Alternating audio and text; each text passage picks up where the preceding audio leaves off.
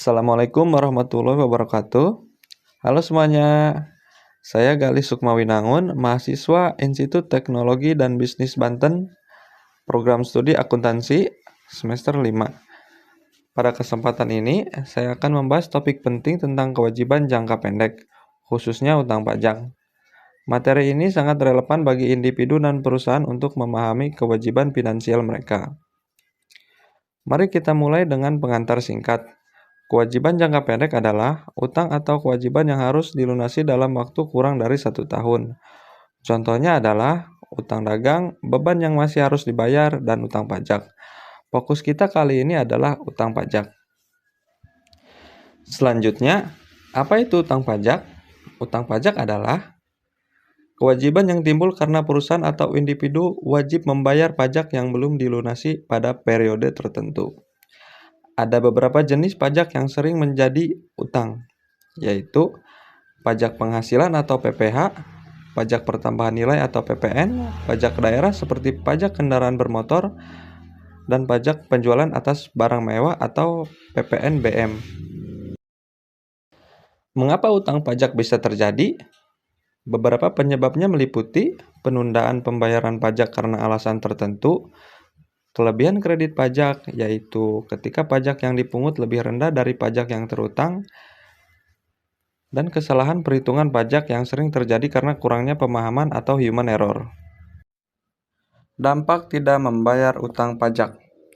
Tidak membayar utang pajak dapat membawa dampak yang serius. Dari sisi administratif, ada denda keterlambatan dan bunga atas jumlah pajak yang belum dibayar. Dari sisi hukum, ada resiko penyitaan aset hingga pidana pajak. Selain itu, reputasi individu atau perusahaan bisa tercemar akibat tidak memenuhi kewajiban pajak. Cara mengelola utang pajak. Untuk mencegah masalah ini, ada beberapa cara yang bisa dilakukan. Antara lain, mencatat pajak secara teratur agar semua pembayaran terkelola dengan baik.